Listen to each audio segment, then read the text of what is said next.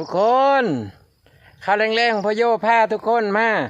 ทำการขุดซับดินหน่อไม้ฝรั่งที่ปลูกแบบออร์แกนิกแบบลดต้นทุนการผลิตครับทุกคนในแปลงเกษตรผสมผสาน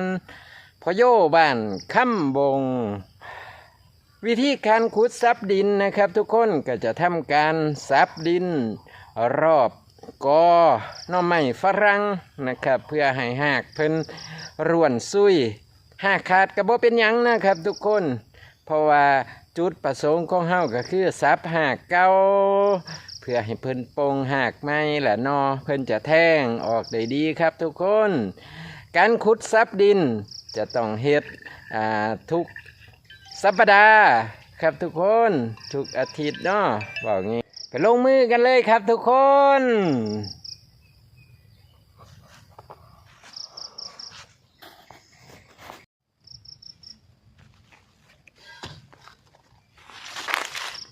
แปลงนี่เพิ่ง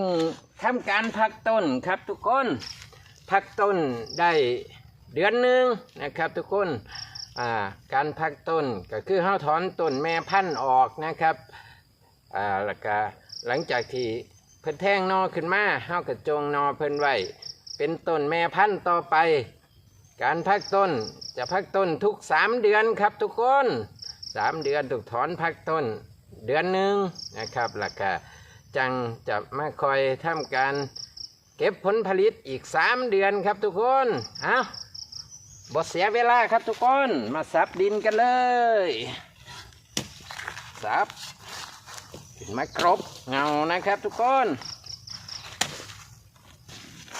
จะประมาณนี้ซับตรงกลางช่วงนี้เป็นช่วงฤดูฝนนะครับทุกคนดินเพื่อจะแน่นเร็วนะครับการขุดซับดินจะเป็นเรื่องที่เฮาจะต้องดำเนินการทุกสัปดาห์ไปเรื่อยๆครับทุกคน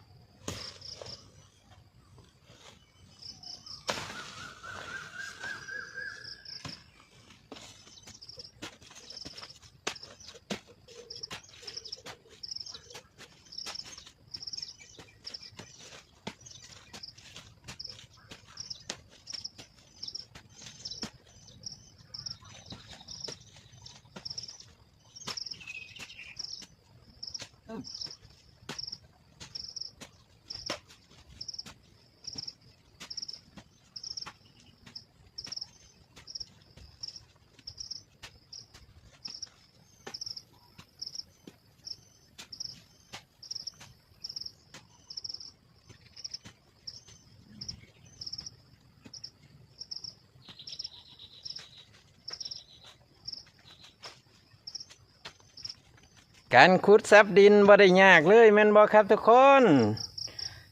ประโยชน์อีกอย่างหนึ่งที่เราจะได้จากการขุดซับดินก็คือจะควบคุมหญ้าได้ดีครับทุกคนสำหรับคลิปนี้พ่อโยบ้านค่ำบงก็คงไว้แค่นี้ครับทุกคนกราบขอบคุญขอบคุณที่เข้ามารับชมครับฝากกดไลค์กดแชร์กดติดตามสวัสดีครับ